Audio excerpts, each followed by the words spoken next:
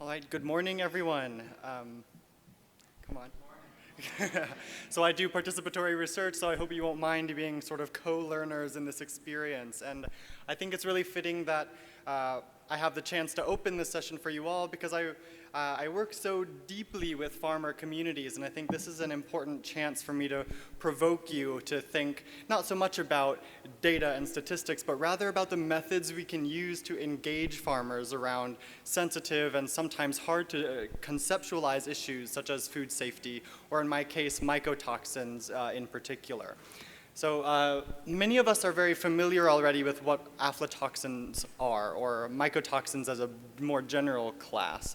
So mycotoxins are poisonous secondary metabolites produced by fungi that can contaminate a range of food and feed commodities and filter into food and feed chains in ways that can lead to detrimental consequences, both in terms of health and nutrition, also for socioeconomic status at the household and the community level. So this is an issue that has achieved global significance, and particularly one toxin, aflatoxin, being one of the most potent mycotoxins out there, has been launched onto this global platform as a topic of public health significance. And in the Western world, we're really privileged to have food systems that are rigorously regulated and scrutinized by standards.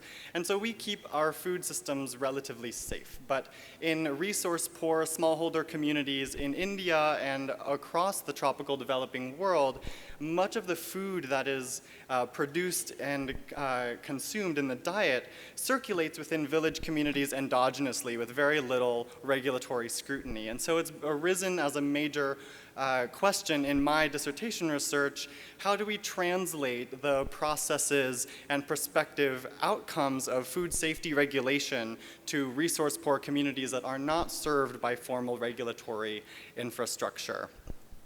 So just a bit of context about what I'm doing and where I'm working. I interact with 6 farmer groups across villages in Unnao district, Uttar Pradesh, in northern India.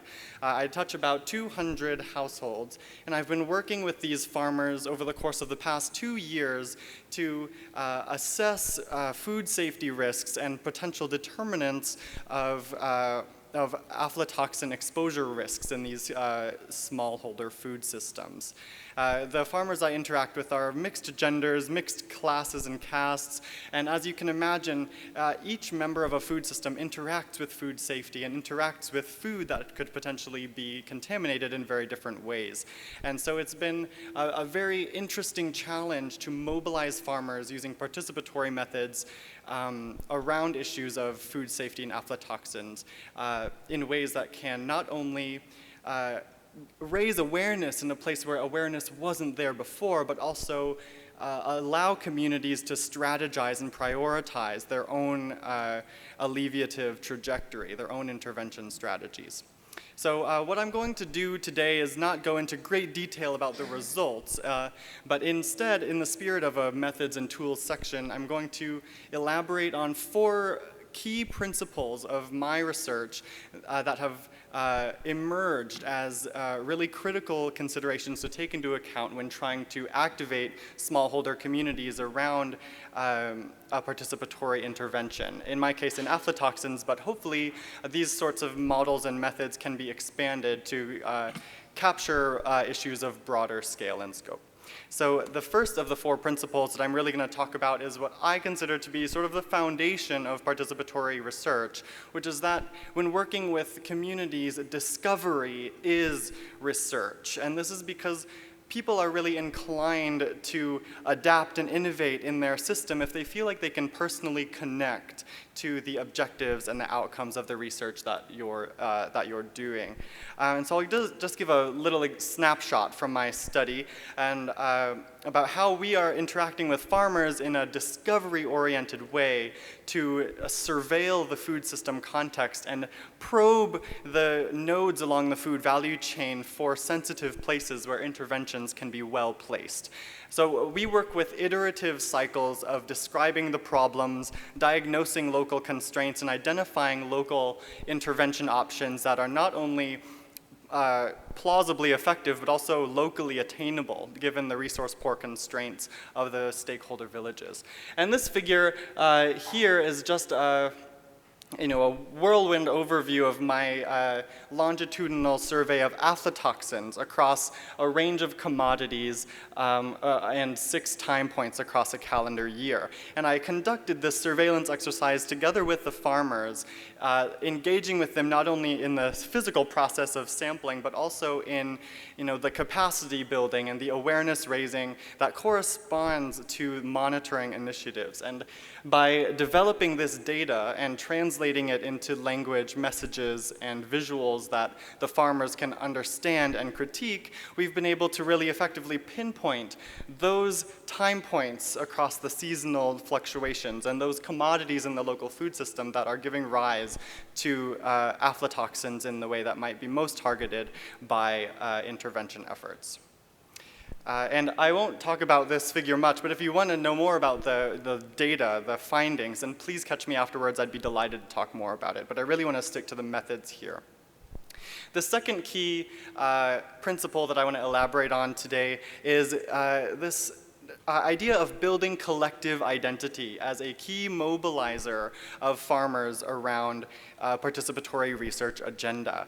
And so we can create a collective sense of identity by making sure that the research atmosphere participants are enveloped in is one in which they feel valued and that their learnings are something that they can take pride in, that they own. And the sense of ownership is exactly what I'm trying to accomplish, especially working with post-harvest interventions like storage, where a farmer might fill up a grain sack and put it in their storage facility and cover it with a haystack and not think about it for 6 or 8 months. How do we keep people engaged in the meantime? How do we make sure that they have something to latch onto, to take pride in and ownership of?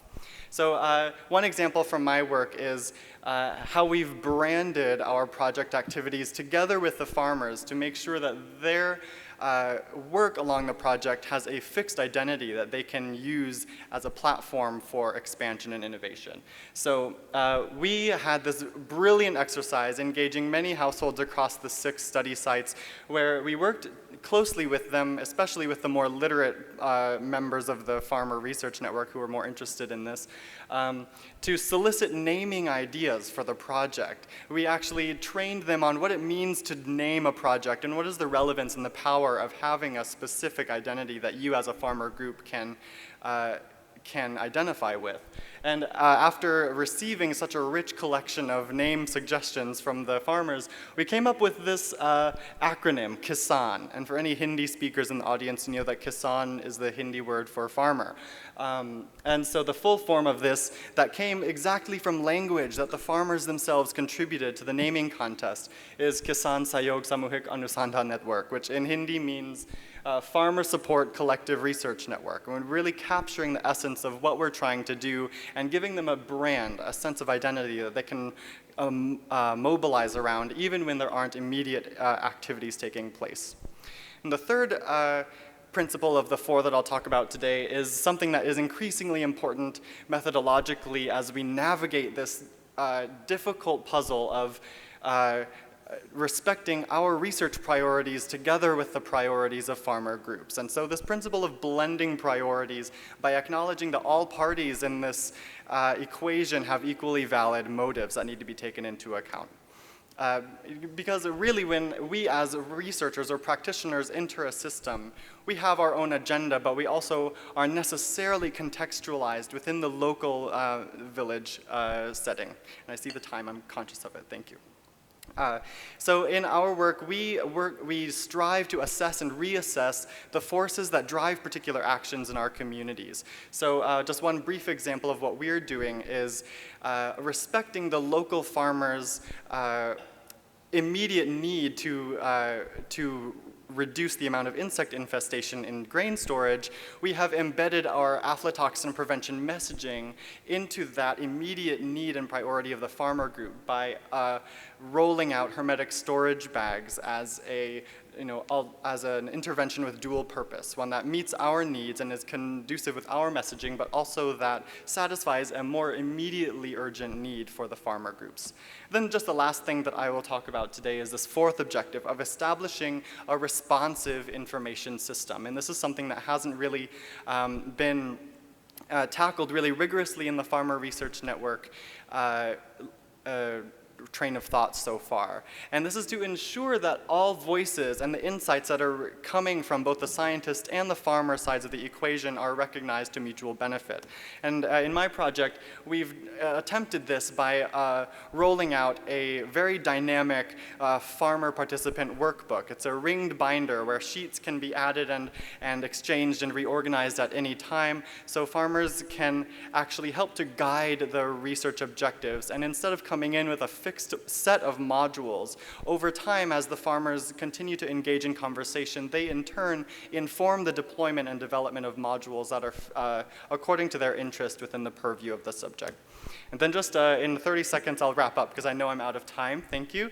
The so what and the now what. The so what is that as a result of this participatory method, we've, for the first time in Unnao district, really rigorously documented the magnitude of aflatoxin risk in this region. Moreover, thanks to the participatory methodology I've been developing, we've delineated a really sincere engagement strategy for mobilizing farmers around aflatoxins and food safety constraints.